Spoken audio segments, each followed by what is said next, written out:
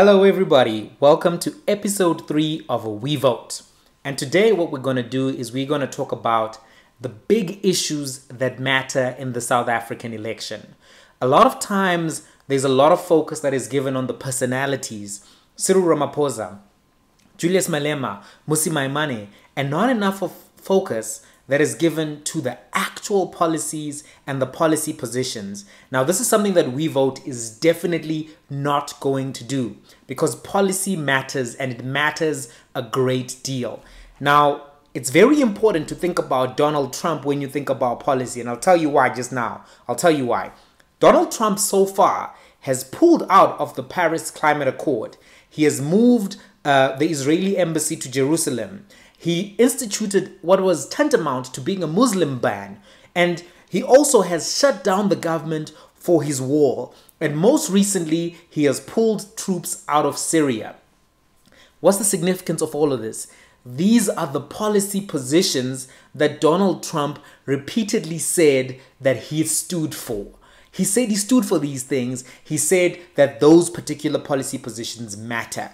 Now, policy matters. If you look at Zimbabwe, a lot of people didn't pay attention to the policies of the ZANU-PF.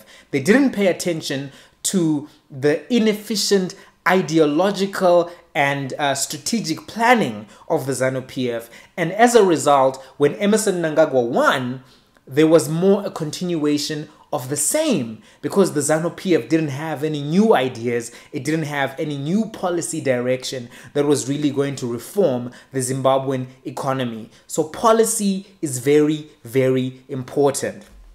Now, I asked some of the supporters of the show what their policy priorities were for the 2019 South African election, and this is what they had to say.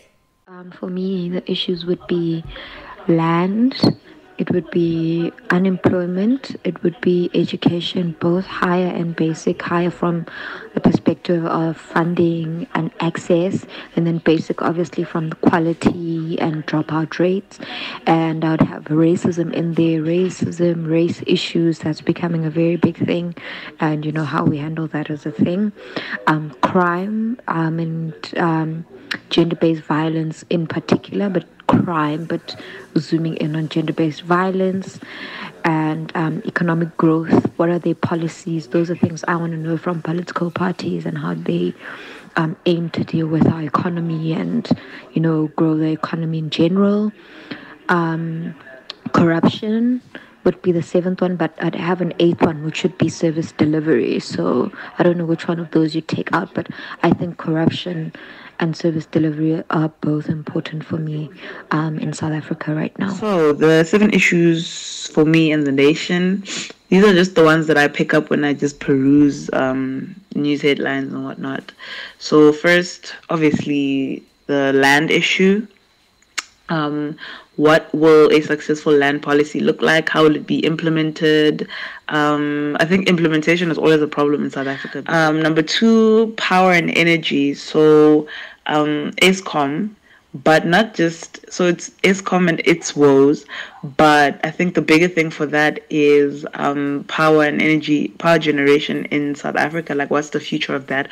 Are we going to remain coal-driven, or is the country going to look at new and alternative sources of energy and power that are probably more, firstly, environmentally friendly, and secondly, just more reliable than coal? The 3rd one is the parastatals. Yay! Nkinga leo. 4, gender-based violence. It's a big issue that I think doesn't get enough attention from the state until it's like 16 days of activism or enough stories in the news come out. So number 5 is mining, and that like takes on a lot of things. So it's the lives of miners, and also these companies, the big mining companies that not only exploit the miners but also exploit the minerals. I mean, a lot of them go unchecked. Education is number 6. That remains an issue all the time. Our country is going to be able to still produce inventors, innovators, and stuff like that. I mean, we are the country that had the first heart transplant. And a lot of other things that came out of South Africa. But I think it also goes to like safety in schools. Like these kids these days are just crazy. Like it's dangerous to be a teacher. It's dangerous to be a learner. What's the issue there? How do we solve that? And then number 7, the obvious one, race. Hashtag Occupy Clifton. Race relations are getting like worse and worse all the time. And this is like, everybody likes that 24 years after 1994, and these are the issues we're dealing with. Like, yeah, like after all this time, how come we just can't all get along? Like, what's up? What's happening? What is it? Race relations are strained. How do we fix that? Like, where did we go wrong? Where did we miss the mark?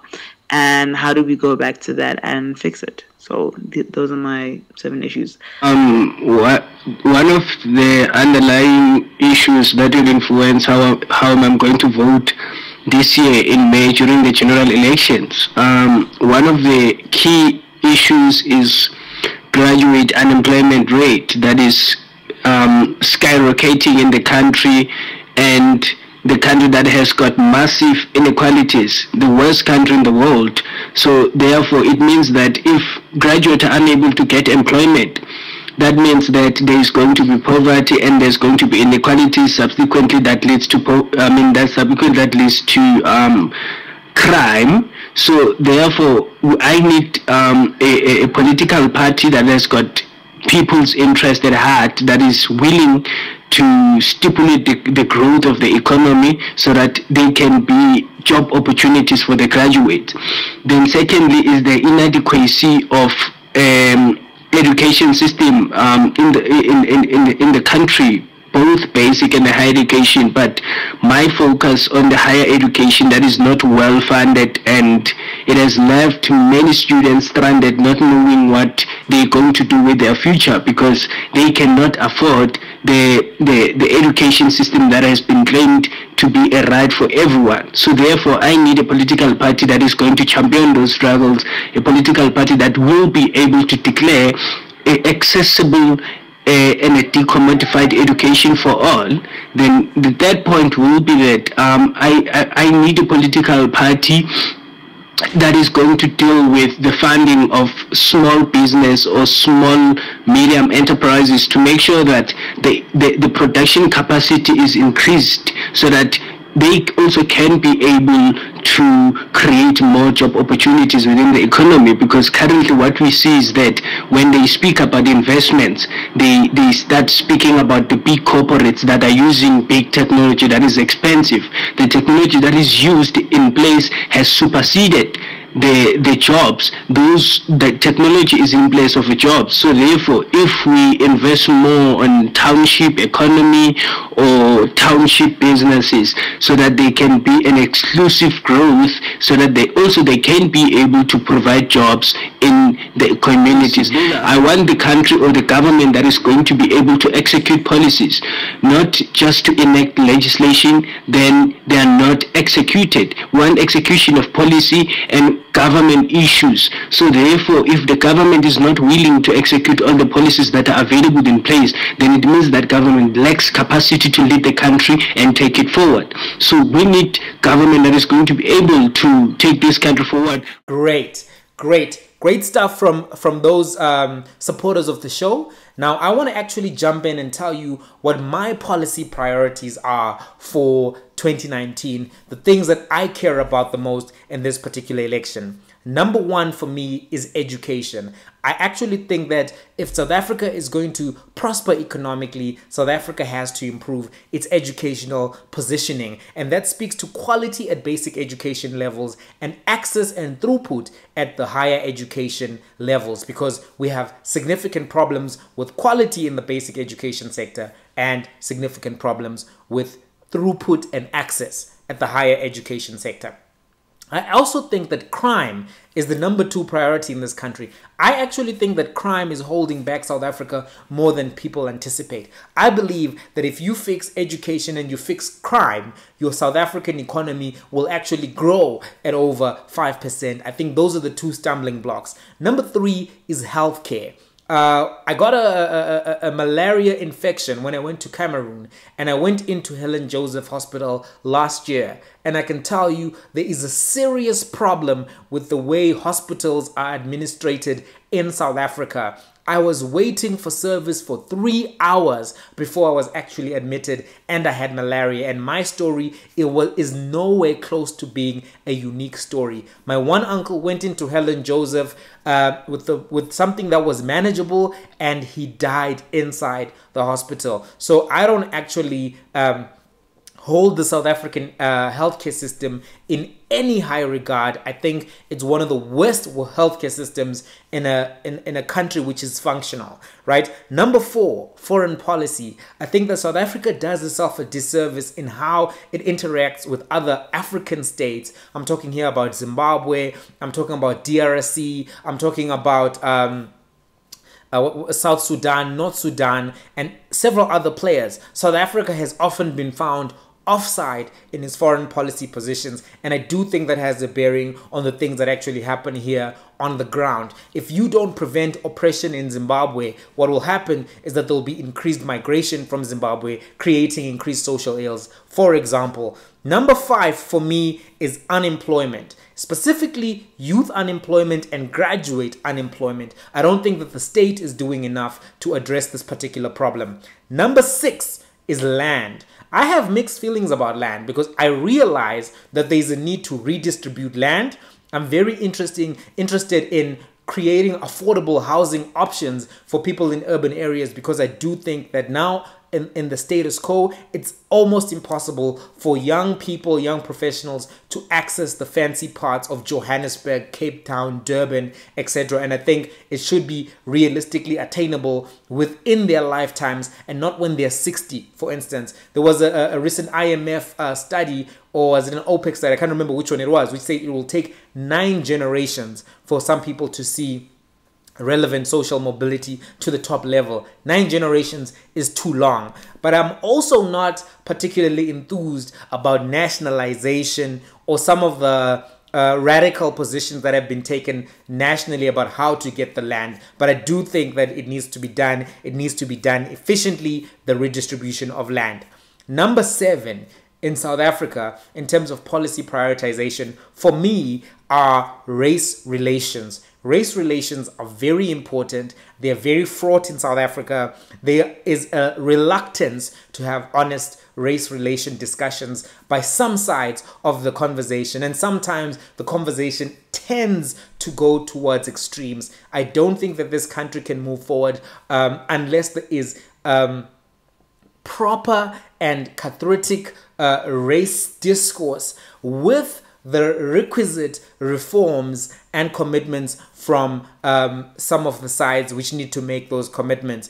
I'm not speaking explicitly, but it should be clear what I'm talking about. So I do think that race relations are very important. Those are my 7 issues. I'm curious to hear from you. What are your 7 issues? If you can comment below. If you haven't already, please subscribe to the channel, turn on notifications, like this video, share this video, but most importantly, do comment, interact. I'm keen to hear from you. Now, the price for this particular video, because we're still promoting, we're still getting awareness for the channel, so there'll be prizes, is this amazing book by Sizwe Mpofu Walsh. Sizwe is doing his PhD currently with Oxford, and he wrote this interesting book which actually covers a lot of the big issues in South Africa. This is my copy. I actually had the honor of having it signed by Mr. Walsh.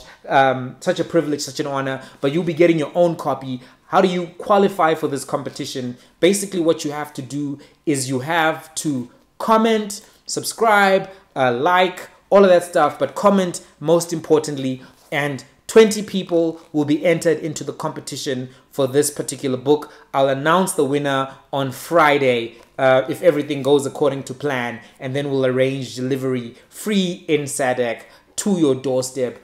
This is an amazing book. It's an award-winning book, actually. It won the City Press Tafelberg Nonfiction Award. So you do want to read this. I believe in information. I believe in content. I believe in having smart conversations. And this book is one of the books I think is necessary reading to understand Democracy and Delusion, 10 Myths in South African politics. That's the name of the book. And Gugulethu Mhlungu says it articulates the complexity of post-colonial and post-apartheid South Africa. And Sizwe is one of our brightest young minds. Hopefully one of these days I can get him on the channel and interview him.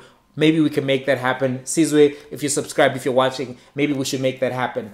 That's all for this particular episode, episode 3. Thanks so much for supporting. We're well over 100 subscribers. Let's keep pushing. Now the target is to hit 1,000 subscribers. Let's push towards that. Good luck for the competition. This has been Mighty Jamie and WeVote. Till the next one, peace.